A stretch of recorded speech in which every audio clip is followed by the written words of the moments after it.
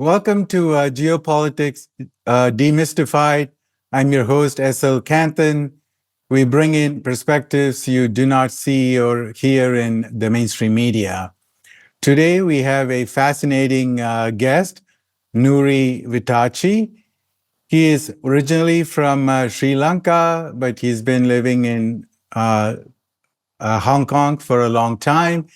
He was a columnist for South China Morning Post. He's written many books that include novels as well as one really serious book on geopolitics, which we will discuss a lot.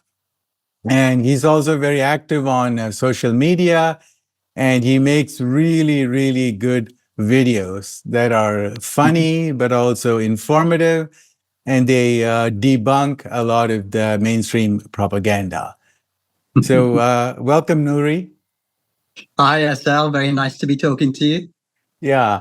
So can you tell us a little bit about yourself, your fascinating journalism career, and what you did and what you've been doing?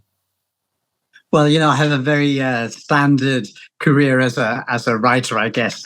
I started off on the newspapers. I was a sub-editor on Fleet Street when it was actually literally on a place called Fleet Street, and I was writing headlines and sub-editing for the UK tabloids, the Daily Express and the Mirror and all these Telegraph, Guardian and Times sometimes, and for all we do in complaining about the Fleet Street newspapers, they are actually very good at grabbing stories and writing them up in a very attention-grabbing way and witty headlines and this sort of thing. So it was a very good training for me. So, for example, if there was a story about, say, a teacher being sacked for being a communist, you'd have two words and you'd have to think of a headline. I mean, it would be a competition in the room, and someone would say, how about bad marks? And we can spell it M-A-R-X, and this sort of thing. So everything was a game.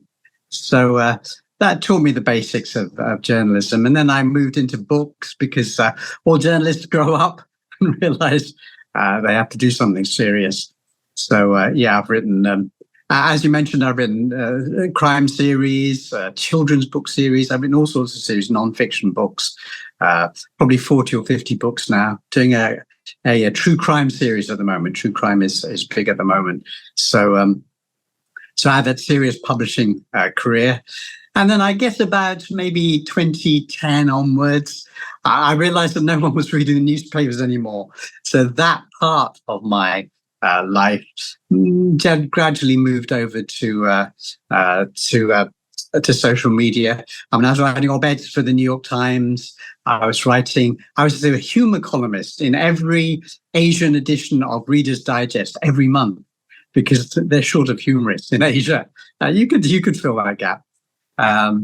So that was really the career path from serious journalism to less serious journalism. Now to a mixture. I still write books, still write kids' books and nonfiction books, and occasional true crime book. But of course, social media is more fun because you get instant feedback. Sometimes it's 1,000 angry letters, but it's still instant feedback. Very satisfying in that sense. Wow. Wonderful, wonderful.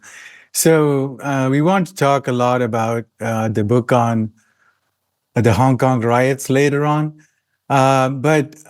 So when did you move to Hong Kong? What is it like to live there?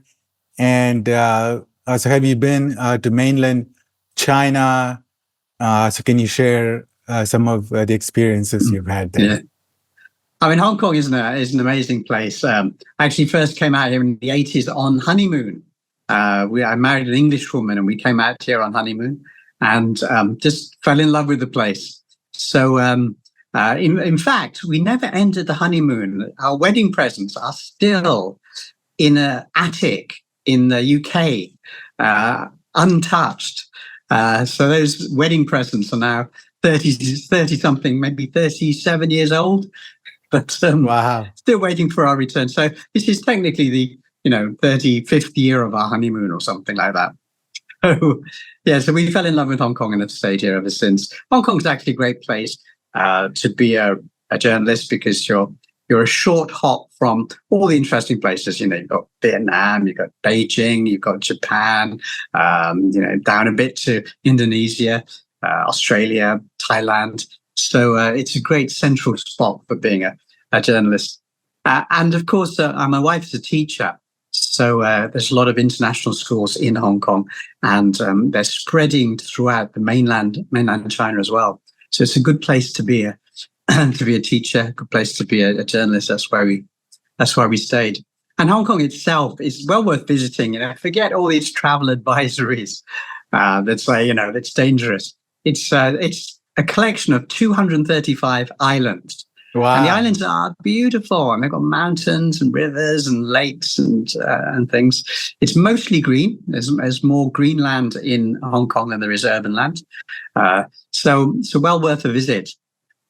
I remember speaking to an architect who said that contrast between height and depth is one of the visual things that makes people like a place. And in Hong Kong, you've got the seafront, and then you've got mountains right behind it. So you get this very steep a range of mountains.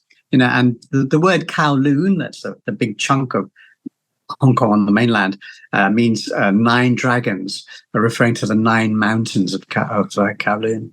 So you've got mountains, you've got water. It's just a great place to be. Wow. So do you speak the local language, Cantonese? Well, I took Cantonese lessons as soon as I arrived, but I can't say I was very good at it. And I've mostly forgotten it now because I operate so much in English. As I've forgotten most of my Sri Lankan. I was born in Sri Lanka. And as a kid, I could prattle away in Sinhalese and Tamil. But I'm better at forgetting languages than learning them, unfortunately. But I'm sure we should all be learning Mandarin and probably Russian for the future, maybe Arabic. Yeah, absolutely. So we'll talk more about the multipolar world later on. So have you had a chance to visit mainland China a lot? Yes, I love visiting mainland China because it changes every time. You go to this place and you think, wait, what is this place? I thought I was here last year and it's completely different. Like, I remember the first time I went to Shenzhen, it was wild. It was cowboy land. I encountered money laundering, fraud, prostitution, all these terrible sins. And that's just in the hotel lobby. There's more just outside. In hotel lobby, money laundering in the lobby. Just everything. It was just a wild place. And now you go there and it's this huge city. It's bigger than Hong Kong and very impressive and very well managed, amazingly enough. So I've been to mainland China a lot. This is the great miracle, the great underreported miracle. The biggest story of the last 40 years is the rise of China. I mean, in 1960s, when I was a kid, China was literally, statistically, as poor as the nations of Africa. They were on exactly the same GDP level. China was lower than some of them. And in one generation, it's gone from being as poor as Africa to being this sci-fi place. I mean, there's still poor parts of China, but the cities are just absolutely staggering with modern architecture and electric vehicles and monorails and sky trains and robots everywhere. And you think, oh my goodness, where am I? I've gone to the future. So to see that happening in front of your eyes every time you visit, it's a miracle. And the greatest miracle of all, of course, is the battle against poverty.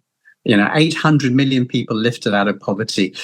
If you care about human beings, and we should all care about human beings, that is the biggest story of the modern era. 70% of the poor who've been lifted out of poverty in the world have been lifted out of poverty by one group of people, Wow. and that's the Chinese government. It's an amazing statistic. And, had this miracle been done by a white male, he would have got the Nobel Prize. He would have got every prize going 5 times over. You lifted 70% of the world out of poverty. That is staggering. But because it's done by a Chinese government civil service guy, nobody knows his name, and it's not mentioned hardly ever in the press. That is the biggest miracle of the modern times. And it's underreported. Actually, I have a very embarrassing story about this. I had a good friend who worked on the hunger beat for World Bank, and his job was to go around to hunger projects around the world and sponsor them. He gave out millions, billions of dollars to hunger projects around the world, and he used to stop in to visit me on the way to China. And then one year, this was in the early 90s, he said to me, "It's amazing, something's happening in China. The poor are disappearing. The people we have to feed are disappearing." And then on his next visit, he came and told me that they were closing down their hunger projects because that level of poverty was disappearing. And you know what? I didn't believe him. I didn't believe a word of it. I refused to put any of what he told me into print, because at that stage I was very much in the Western mindset. The Chinese, they're terrible people. They wouldn't do this. And it was years afterwards, maybe mid to late 1990s, that the story came out. The World Bank came out with a report. The UN came out with a report saying hundreds of millions of people have been lifted out of poverty. And I was kicking myself. I was saying, I knew this story 4 years ago, and I refused to print it. So yeah, Wordsworth's journalist. That's me. I've missed the world's biggest scoop there. It's so true. It's because of the mainstream media. And also, once we see something, then that image gets frozen in our mind. And I had the same sort of mental block, and I could not believe what is happening in China until about 2015. That's when I read an article saying China had just surpassed the U.S. in PPP GDP. I'm like, what? What is happening? What is PPP GDP? And then I started to do research on China, and it just blew my mind away. Yeah. And the one that got me, his more grim admissions is the Tiananmen Square massacre, quote. I made it a tradition that every year on June the 4th, I would get the words Tiananmen Square massacre into the papers in Hong Kong. I was like, I will not be censored. And I did it every year until I suddenly discovered, what? It didn't happen. Fang Hongdi, the student leader, said, no, it didn't happen. We filed out alive and well. The fighting was over there in a place called Mishudi, and it wasn't the students who died. And then, the CBS News guy said, you're right, it never happened. And then the BBC, James Smile, said it didn't happen. And then WikiLeaks, Assange revealed cables of eyewitnesses actually in the square saying, no, there's no massacre here. So I was like, I got this wrong for so many years. Just goes to show how we can be brainwashed on these huge stories and get it all completely wrong. It's the power of the media in creating a fake narrative that the entire world swallows. I thought that narrative would disappear, but it's still, most people still believe it really happened. So, what can we do? We have to keep fighting for the truth. Yeah, absolutely. So that's a very, very a key aspect that we all should be aware of. And that is the purpose of the shows like this, to show that what we read in Wikipedia, what we see in the Google search, what we watch on CNN, they're not the truths. They are just narratives written by the U.S. and those in power. which brings us to the meat of this, the interview, is your book on, the Hong Kong riots. Because if we go by the mainstream narrative, we see that, the people in Hong Kong, they want freedom and democracy, just like the U.S., the bread and butter, and they all want to be just like Americans, and they don't want to be like China. They want freedom. And then they all rose up against the communist regime. So, what is the story? Can you give us a summary first, and then we'll go into the details about the CIA, the mainstream, the media, the subversion, and all of that, because if we just understand what happened in Hong Kong, we will actually be able to understand the color revolutions that have been happening all over the world, because they follow the same playbook, So you understand Hong Kong, you understand Thailand, Belarus, Kazakhstan, Syria, blah, blah, blah, Yeah. And of course, Bolivia, you see the headlines today. Bolivia, oh my God. Yeah, just last night. They tried a second coup. It's just unbelievable. Yeah. I mean, there's really two stories to report on Hong Kong. 2019, it was the most covered story in the world, in terms of column inches in newspapers and media coverage. But almost everything about the narrative was false. It was just all fake. It was so what happened was that the National Endowment for Democracy, which is got literally nothing to do with democracy. It's an organization that finds out groups which will serve US interests and then gives them money. So way back, 1994, I think, the NED arrived in Hong Kong, started handing out cash. And so they got lots and lots of little civil society groups backing the US. And I can remember at the time, in the early 90s, I was, a young reporter at the South China Morning Post, and they announced the formation of a new group called the Hong Kong Confederation of Trade Unions. And I thought, oh, that's interesting, trade union group.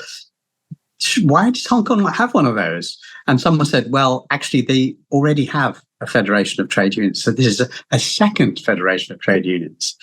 And so I thought, well, that's strange, but, so you go along to this announcement, and the people from the new federation of trade unions say, yes, they say, the old federation of trade unions, they're not real.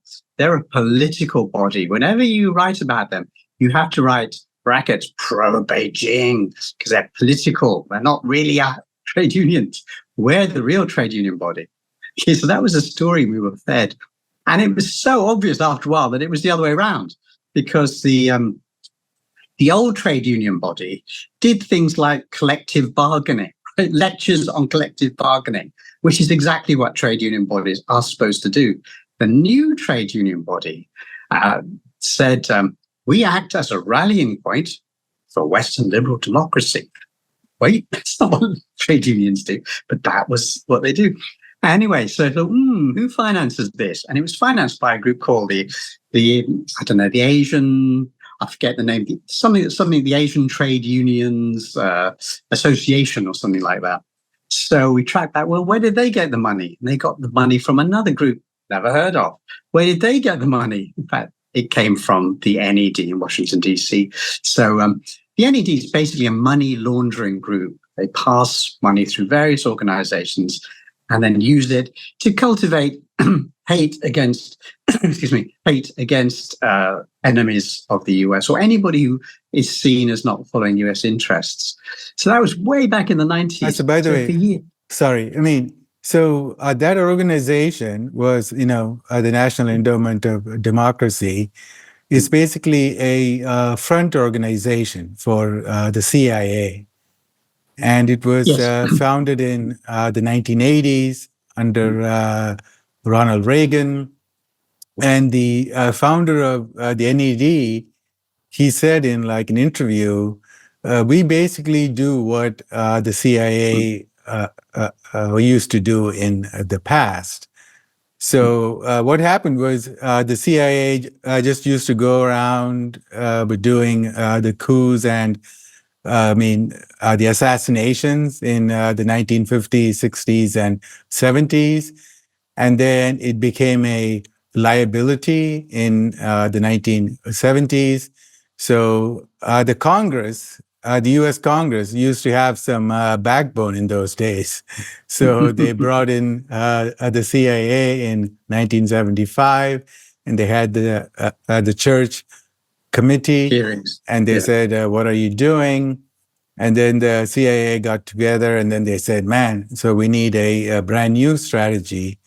So then they came up with these whole bunch of organizations like, the NED, the NDI, the IRI, blah, blah, blah. And their job is, like you said, to go into a country to fund the NGOs and civil organizations and to build up the grassroots organizations that would just wait in the background to start a revolution when the government is not a puppet of the US.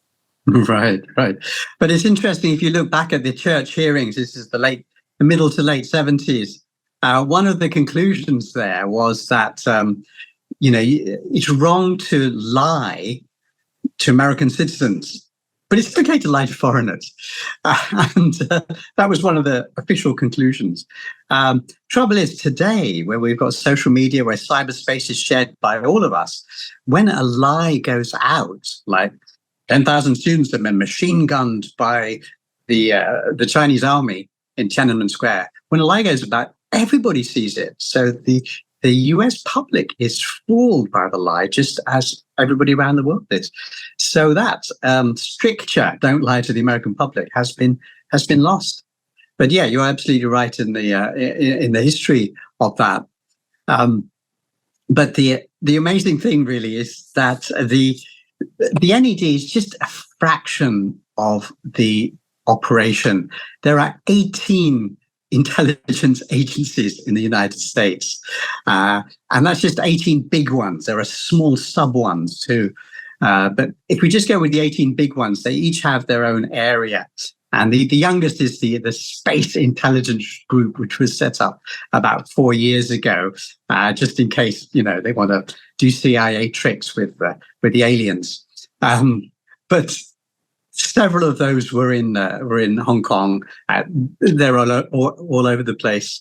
At one stage, we decided to do a little count up because we knew that some of these agencies were based in the U.S. Embassy in Hong Kong, the consulate building. So we counted the staff, right? And what we found was that most countries had like 2 or 3 consulate staff in Hong Kong. A few had 20. The bigger countries. The Chinese mainland office in Hong Kong had 200 staff, much bigger. The US consulate had 1,200 staff. So it's like 1,000. Yeah, had about 1,200, went up to 1,300 after a while. Yeah, so basically, it was obviously a lot of these agencies were here, and sometimes you'd actually meet them. You'd meet them. A friend of mine met some big beefy guys at a sports club exercising, and he said, "Who are you guys?" And they said, "Well, Homeland Security. We're not supposed to be here, so don't tell anybody." So so all sorts of US agencies, 18 official intelligence agencies exist, and many of them are here. But what really bothered me was that it was, the process was so artificial and it was so obvious. There were clues all over the place, just in front of your eyes. For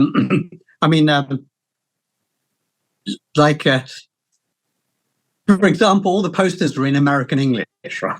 Why are they in American English? And then once I put in the newspaper, these posters aren't written by Hong Kong students. They're all spelled correctly. And then from the next week onwards, there were artful misspellings put into the posters, but they were the wrong misspellings. They weren't Hong Kong misspellings. They were the wrong misspellings. Hilarious. And then there's a load of banners put out which said, "Defend our constitution," which the students were given to hold, right? Hong Kong has no constitution. There's literally no constitution. The nearest thing it has is a thing called the Basic Law, which the students hate. Okay. So it was just, you looked at that and you thought, okay, this is ridiculous. At one stage, they came out with all these banners, white writing, blue background.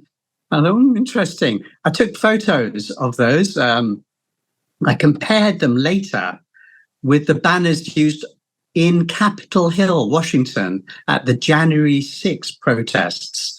Guess what? Same typeface, same shade of blue, same designer. Okay. So again, really obvious. And then during the protest, they'd have these extra large banners right at the front, right? One day, the banner said, had a picture of Trump on it, and he was doing his apprentice thing. And he's pointing his finger and he's saying to the Hong Kong leader, "You're fired." Nice. That's his catchphrase from that TV show. That TV show was never broadcast in Hong Kong, never translated into Chinese. So it came from America. Another day, I turned up at the protest, and right at the front, there's this huge banner that they're marching with. And the banner has 2 words on it only: Trump 2020. It's the only 2 words on the banner, right? And then you got all the Western media writing things like, "Oh, they're pro-democracy marchers." No, they're not.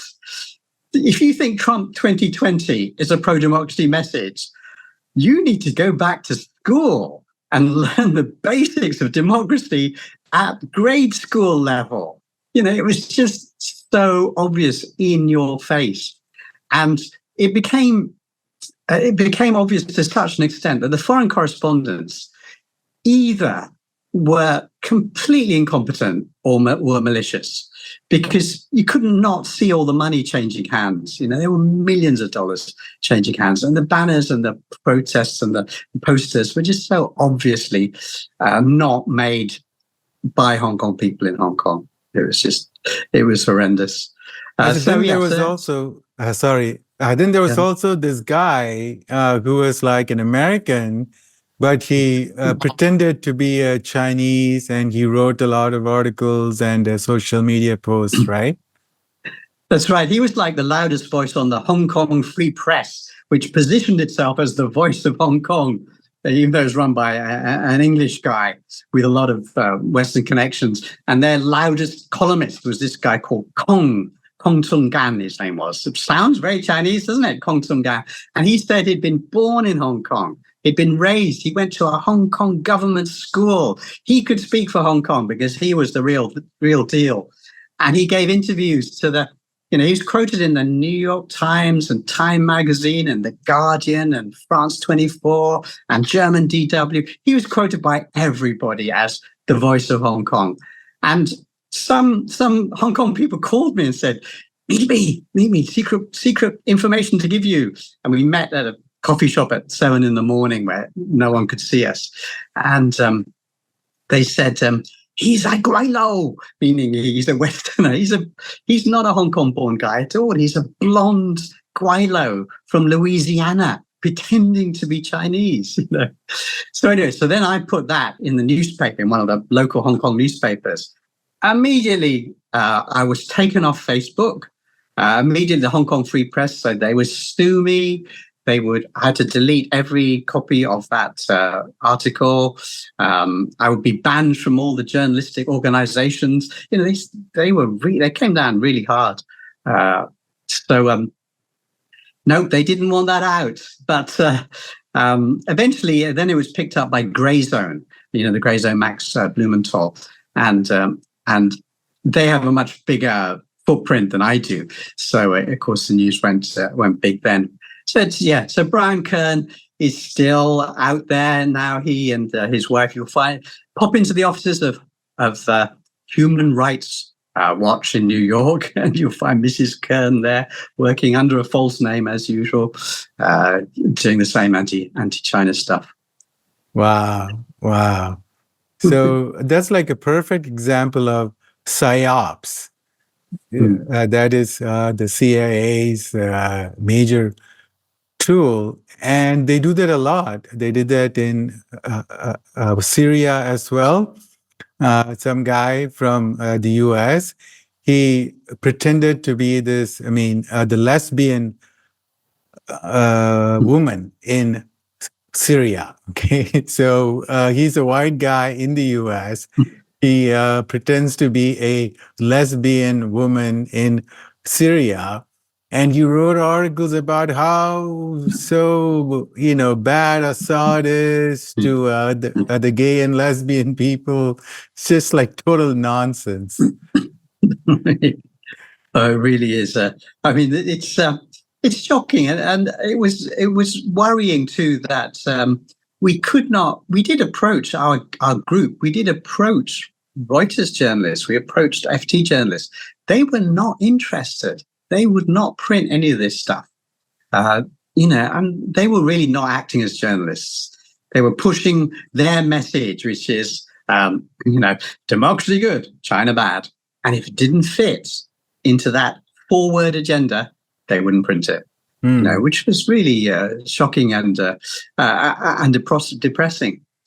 There was also an office of Radio Free Asia in here. So Radio Free Asia, sounds like it's something to do with Radio Asia and freedom, but in fact, it's a Washington, D.C. government group based in Washington, D.C. They opened up an office here, and they had a spin-off called Open Technology Fund, which sounds nice, doesn't it? Open Technology Fund sounds so cuddly. But they were offering a free service, a secure node for anti-China groups, secure against law enforcement in Hong Kong. And so that's a service they offered during these protests. Now, can you imagine if a Chinese group or an Indian group or an Albanian group or anybody went to America and said, we're offering a service that protects you from law enforcement. Come and use our internet servers and you'll be safe from the police and law enforcement in your country. There would be outrage. You can't do that. You can't go to someone else's country and offer special services to protect them from the law.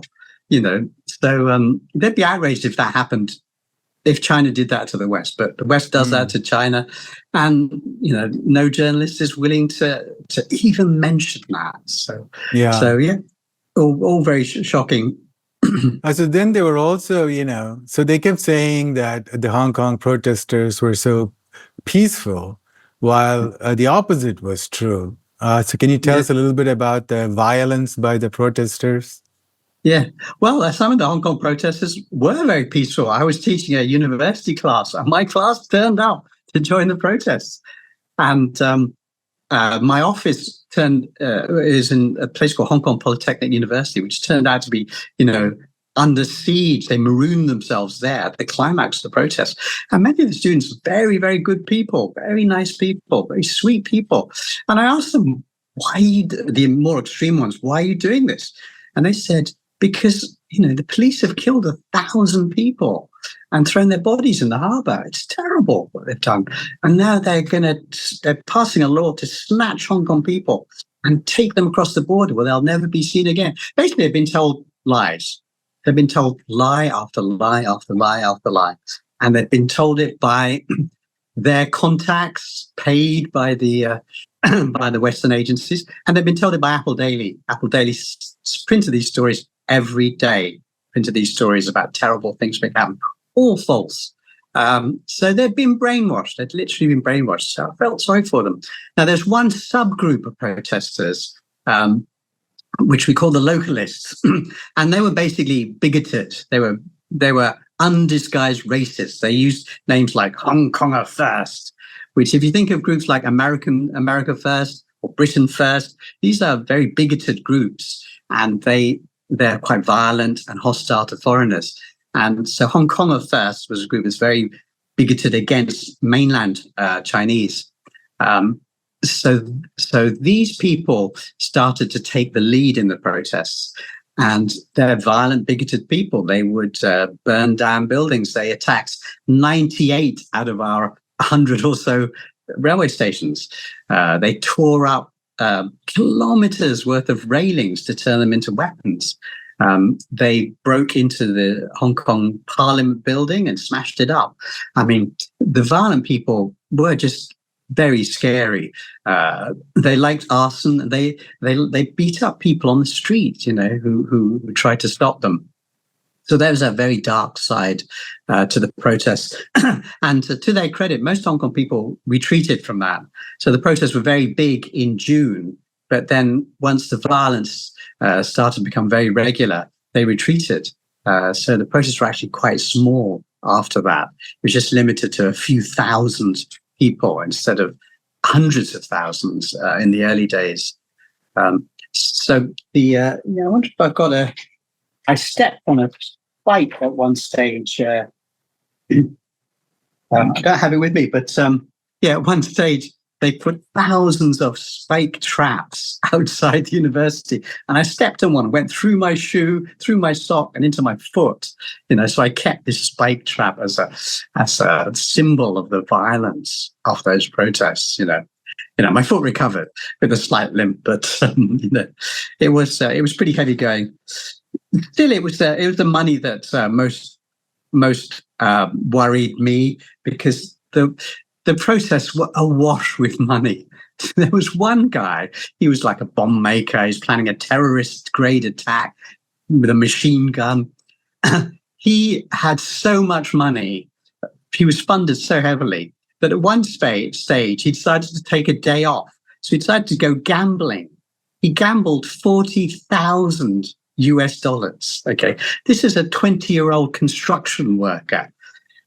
So if he could spend a day gambling $40,000 to relax one day, it shows how much money he had, to spend on guns and bombs. There was another court case where one young man said, I rented a spare apartment to store my bombs. Right, that Hong Kong apartments are the most expensive in the world. Unless you're a surgeon, you can't afford to buy one, right? This 17-year-old kid rented a spare apartment to store his bombs. Okay, that's on the record in a court case. So you can just imagine how much money there was. They were awash with huge amounts of funds. Where did it come from? Well, no big investigative media will investigate that. And local Hong Kong media, they don't really have skills in that area. So we can dig up a bit of data on this money, but we can't do a big investigative job like the New York Times could, for example. And unfortunately, the New York Times and these people are not interested in investigating this stuff. Yeah, wow. So can you tell us a little bit about why and how the young people, they got brainwashed? So, for example, like I've read that when the kids, they go to school, and in the textbooks, they totally whitewash the imperialism and the colonialist past, and they make Britain sound like a wonderful nation who came and helped the Chinese, and they even rewrote the Opium War. So I read that in one book. The kids were taught that the British, they came to help the Chinese to escape from the opium addiction or something like that. It was just so ridiculous. So it seems like the younger generation who were born in the late 1990s, when Hong Kong went back to China, they were totally brainwashed their whole life with the textbooks and the media to hate China and to worship the West. Yes. Yes. I mean, we can be a bit nuanced about this. There were a lot of good schools as well, which did teach a fair version of history, and there are some good history books and good textbooks as well. But there were some very bad ones, like the ones you've quoted. But yeah, I mean, the problem with the Hong Kong government has always been they're just too nice, too gentle. This was all happening under their noses, and they didn't come in and stop it. It was also like, no, we want Hong Kong to stay free. And so they were very gentle. The police, too, are also very gentle. There were very few arrests of people causing trouble, which is why they needed to toughen up. The worst case was the famous Sheep and Wolves children's book. Have you heard about that? That's still in the news today, which still really annoys me. So what happened was that the separatist group, they wrote this series of cartoon books, and they were just horrible, these books. There are anti-immigrant texts, basically. The story in each book is things like, once there was a happy group of sheep, and there'd be pictures of happy cartoon sheep. And then immigrants came from across the border, and then these nasty wolves. And the immigrants smelled bad, and the immigrants defecated in public, and the immigrants were diseased and gave us diseases. Just really horrible, horrible stuff. And then the book would end up with, and that's why we must go on strike, industrial action, work stoppage now. Now, this is just a horrible anti-immigrant tract calling for a work stoppage, right? Now, somebody printed that, now they're banning children's books. And hey presto, The Guardian, in Hong Kong, children's books are banned. In the Financial Times, children's books are being banned. Every newspaper in the world, children's books are being banned. It was an anti-immigrant tract written for adults by very twisted adults. And then a couple of weeks ago, a judge resigned from Hong Kong, and a British judge, and he wrote in the FT, "I resigned because of some of the terrible things that happen here, like they banned children's books," referring to this case, It was so obvious he had never even seen this children's book. If you saw it, you'd think, okay, this is terrible. Nobody should print this. And he was a judge, right? What do judges do? Judges look at evidence, make decisions, what sort of judge makes a snap judgment like this without looking at the evidence, So, Lord Sumption, if you're watching this, I'm glad you've gone. You're not a good judge in my book. So, by the way, and then they also had judges from Britain, right? Mm-hmm. So there are like a lot of foreign judges who stayed on in power, even though Hong Kong had become a part of China. And these guys, they have a major, why didn't they go back to England after the transfer? Actually, that was a good thing for Hong Kong, because Hong Kong had this ambition to be one of the world's best legal systems. And so instead of having just a high court of your own people, they had a global high court, the best judges from the US, from the UK, best judges from Canada, best judges from Australia, best judges from any city which had the same legal system.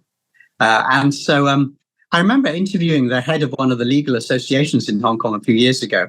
And I said, is Hong Kong's legal system really as good as the best Western ones? He said, no, it's better. We have an international committee of judges, and not just ordinary judges, the top level judges, the best judges in Canada, the best judges in the UK are here.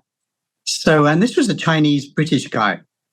So he was saying that and what happened was that Hong Kong went way up the global legal indexes until it was ahead of many Western countries, most Western countries, well ahead of USA, and well ahead of what it had been during the British era. So in fact, that committee of judges was a big plus. And in the British era, the British would boast, Hong Kong has a fantastic legal system. We have a committee of judges from the globe. And of course, now it's sort of like, Hong Kong's a terrible place. Why are these judges here? Look, they need to leave. They need to leave. And they're pressurizing them to leave. So that whole thing was a problem, really badly expressed. So they were pressured to leave by the Western powers, and they were doing a good service here. Except for Lord Sumption. I don't forgive him for his mistake over the children's book. I'll not forgive him for that. Wow. So, what did China do in the last the couple of years?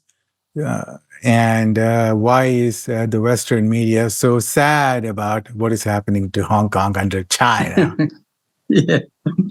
Well, the aim of 2019 was to, was regime change, make China look bad, force China to bring in the troops, create enough chaos so that China brought in the troops. And then this would justify whatever the West would do to China next.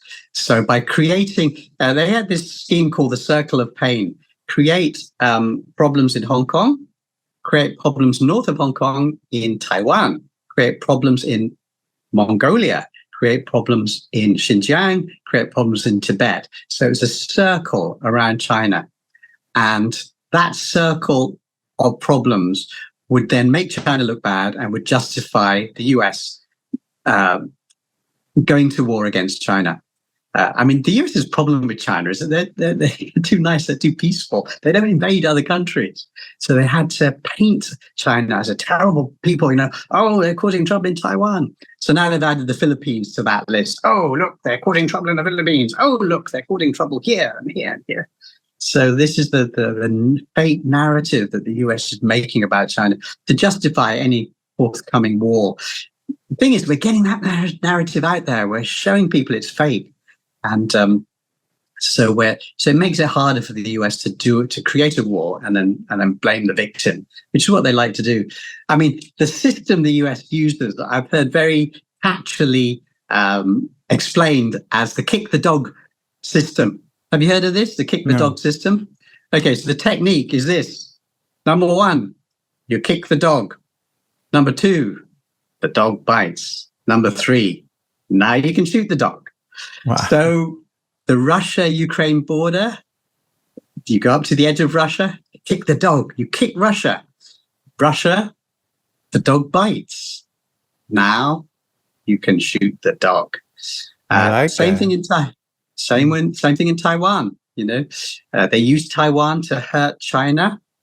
You kick the dog. China, if it fights back, then the US will invade, shoot the dog. So that's the system they use, just called the kick the dog system.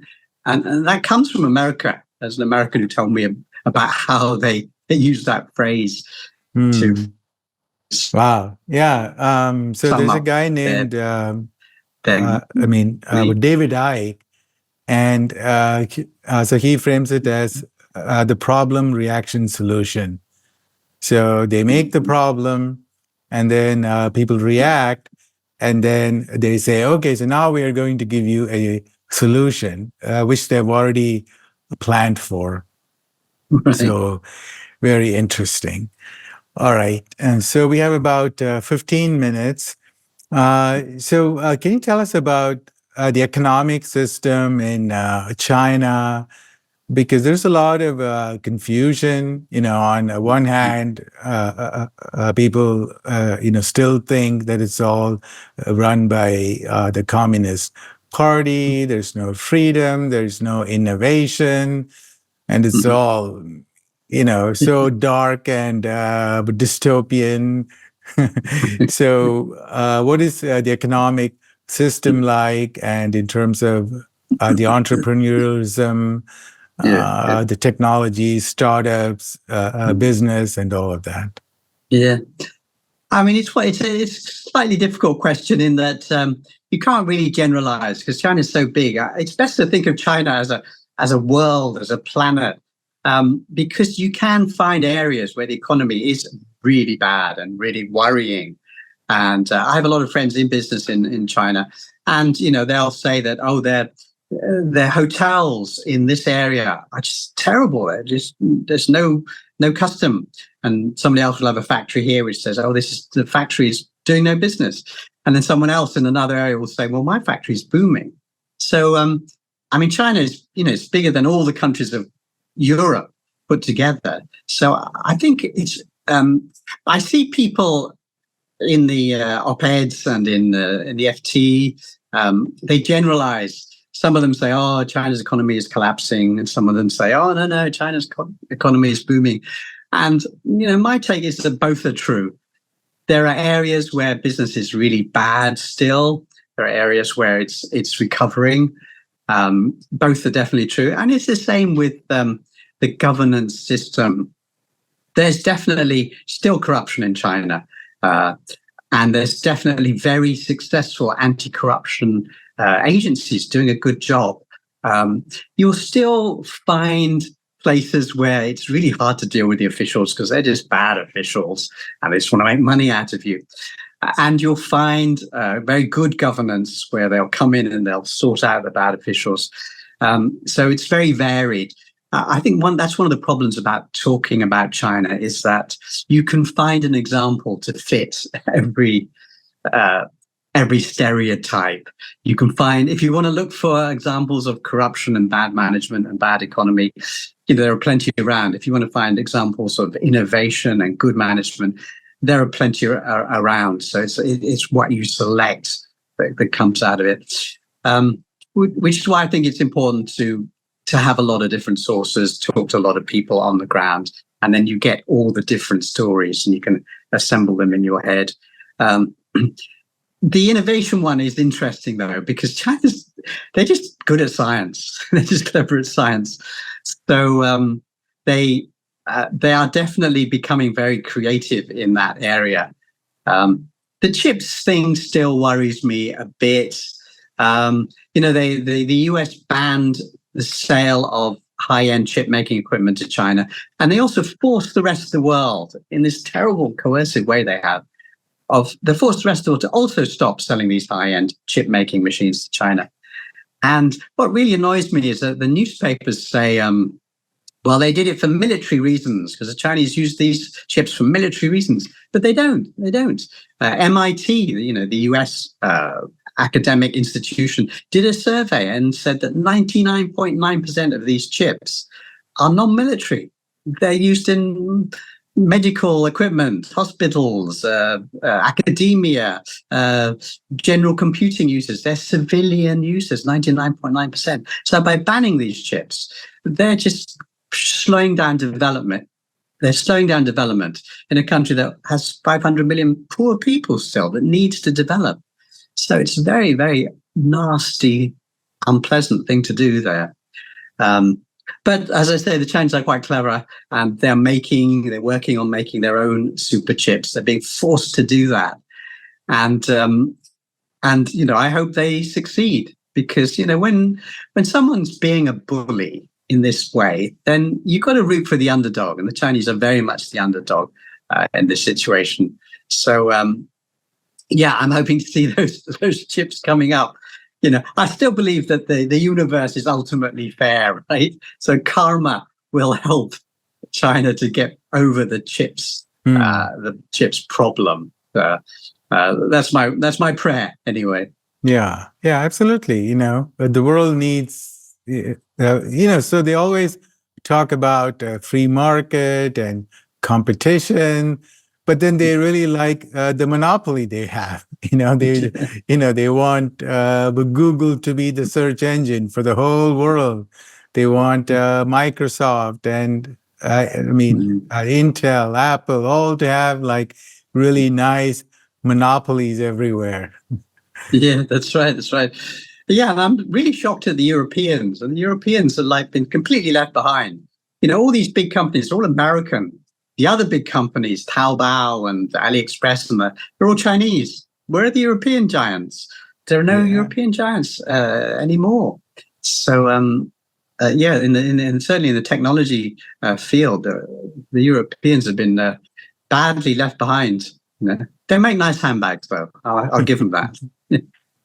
Yeah. But they're all actually really made by the Vietnamese and the Chinese. That's right. Yeah, and the Chinese are the biggest customers too for LVMH handbags now, aren't they? Yeah. Well, life is strange. So, all right. So this is a very standard thing. So many people still have a lot of misconceptions about the political system in China. So they think if you don't have elections, if you don't have dancing politicians on a stage with fantastic slogans, make America great, make China great again. So if you don't have all this buffoonery, then you don't have a proper system, and then it's all authoritarian, totalitarian, whatever. Can you tell for like a regular person who thinks China's political system is so oppressive, what would you say? I mean, it's interesting. It does have a very different system to the Western liberal democratic countries. But I mean, if you generalize again, in the West, they change government every 4 years or every 5 years with this democratic system. In Europe, we have a slightly different system. You've got proportional representation.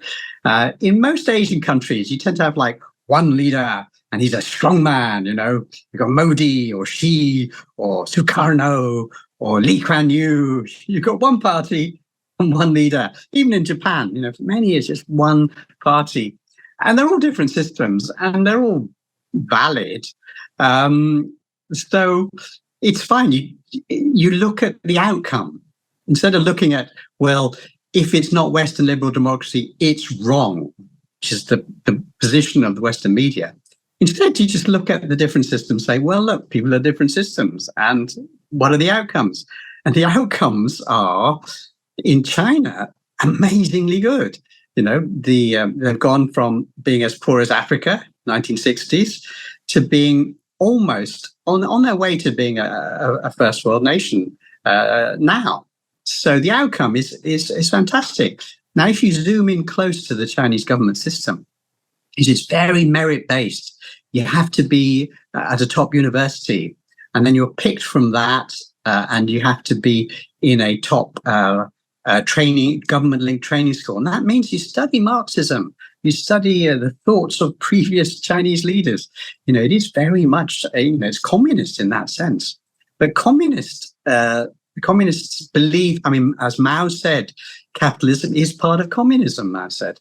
And so capitalism is included in those cases. They study Marxism and they study capitalism. Then, once they've gone to the best universities and the best government training schools, what happens? They're sent to the fields. They're sent to the farmers. They're sent to the villages. It still happens today. They're sent out to small rural areas, and they have to do management there, work out what the people are like, what the people need. Then they come back from the rural villages back to the cities, and then they start to govern. So it's a very interesting system, very lengthy training they have. But eventually it works. You can see the result. Most of them are engineers. So you can see the way they think, okay, let's do it logically. Let's make this work with this, that work with that. And as I say, you look at Chinese development over the last 40 years, you can see the miracles that these guys have achieved. Yeah, absolutely. I agree. As I always say, if you go, so if you want to go to find a surgeon, to do like an operation on your heart, well, you're not going to find the most popular surgeon. So you're not going to say, oh, which surgeon is so handsome, who has a beautiful wife and beautiful children, and he gives like a great speech on, how he's going to do a great surgery. So you just want like a person who, does a really good job, who's a very good surgeon, who knows what he's doing. And politics is a very serious business. There's so much involved in running a nation about the economy, trade, foreign policy, diplomacy, technology, poverty, military, blah, blah, blah. So you need a very, very smart person and not just a sloganeering. Right. So, wow. And the Okay. results, and the results speak for themselves. How many times has it been predicted that China will collapse over the last 20 years? Yeah. Almost every year there's a prediction of collapse, but they're still soldiering on, which is pretty impressive, you have to say. Yeah. Okay, so one last question. So your views on the multipolar world, what it means, and what the world would look like, say, 10 years from now. Yeah, if the world is still around in 10 years, it's very worrying, isn't it? I know. Yeah, but multipolar world, I mean, people are realizing that we need serious change. For the environment, that needs to change. For the avoidance of wars, we need massive change. At the moment, we're saddled with a hegemonic power that doesn't take the environmental problems seriously and thinks war is a good thing. Okay, those two problems alone need drastic action. So the rise of the multipolar world will give space and time to people who aren't dependent on the military industrial media complex. They don't depend on thriving war industries. So they won't be pro-war in the way that America unfortunately is, because the defense industries are their biggest employer. So they won't be pro-war. And China has shown that they're very, very pro-environment. They talk about their ecological civilization, and they're very serious about it. 49% already. They beat their targets on transiting to green energy in multiple areas, in wind energy, in solar energy, in EV sales, in EV usage. They beat their targets. Winding down the coal stations, they're beating their target there as well. So a multipolar world gives us hope of a world which is not obsessed with wars and creating more pollution. And for those two reasons, I have high hopes that the multipolar world will come about as soon as possible for the sake of all of us, our children, and our children's children. Wonderful. All right. Well, on that positive note, we will end the interview. Thank you so much for your time and wisdom, Nury. And so where can people follow you and see your wonderful videos and stuff? All right. The website I run with a small group of Hong Kongers is called FridayEveryday.com.